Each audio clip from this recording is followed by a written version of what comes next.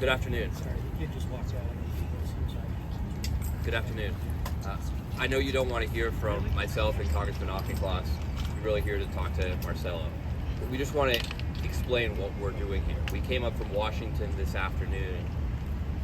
Jake, because Marcelo is his constituent, myself, because the facility where he was held is here in Burlington, to try to understand what the hell is going on. We support securing our border. We support following the law. But this administration is breaking the law. This administration is not keeping us safe by putting 18-year-old honors students in prison.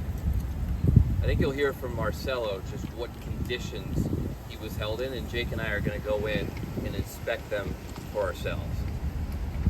But what we see here today is not American. It doesn't represent our values. And we may very well find that this administration is just outright breaking the law. Jake? Thank you, Congressman Moulton. I'm Congressman Auchincloss. I represent the city of Milford, and I speak on behalf of my constituents in Milford with whom I joined in solidarity on Sunday when I say that this is not what law and order looks like. My constituents in Milford support secure borders. They support their local police department. They support deporting individuals who are a threat to public safety. They do not support harassing a high school student carpooling to his volleyball practice, who's an honors student who is a member of his high school band. That does not make the community safer. This administration has its public safety priorities backwards. They are rolling back regulations on ghost guns, but pushing tax breaks for silencers, for pistols. They are pardoning the cop beaters of January 6th and bullying and harassing dreamers and high school students like Marcelo. This administration needs to fix itself. It needs to uphold the rule of law, and it needs to stop hassling communities who want to support law and order to keep their downtown safe. And I'll turn it over to Marcelo. My name is Marcelo Gomes Da Silva. I don't want to cry, but I want to say that place, it's not good. It's not good. Ever since I got here, they had me in handcuffs. They put me downstairs, and I was in a room with a bunch of 35-year-old men, and those rooms were small compared to the size of like how many men were there. There was like 40 men in there. We would barely get any attention from the people there. It'd be really hard. I haven't showered in 6 days. I haven't done anything. The only thing I could do is thank God every day, because that's all I would do. I would pray there. I would talk about the Bible to them.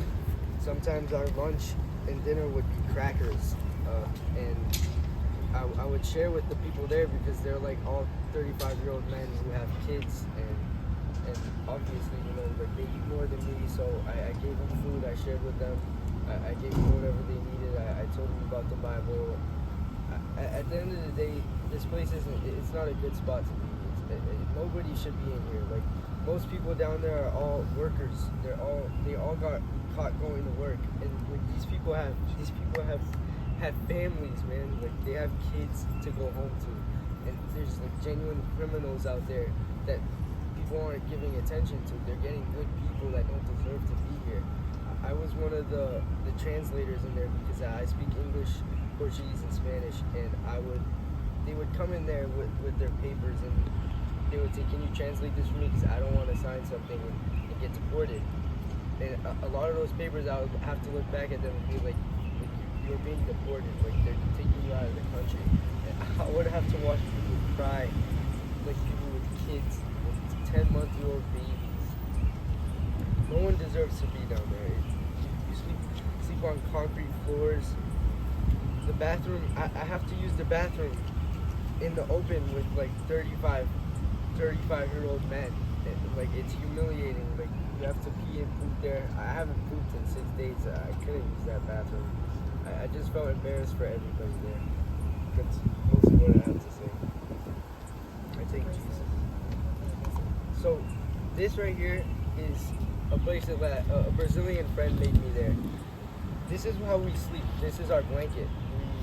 They give us a really long sheet of this thin aluminum, I'm guessing, and we lay down on the concrete floor and put that over us and just sleep through the night. The doors are the doors are big, but there's only a small gap. And like there's days where we peek out the gap and we say, hey guard, can you give us something? And he'll be like, yeah, I'll get you it. And he would never come back. Like he would never. I asked for a Bible, and like for people to say that, for me to say the Pledge of Allegiance at my school every single day and not have a Bible in a federal agency place, it's horrible. It doesn't make sense to me. Because, like, to me, I always choose God first, and that's all I did there. I would pray. It's not a good place. Marcelo, ¿puedes decir algo en español, por favor? Sí. ¿Cómo te sientes?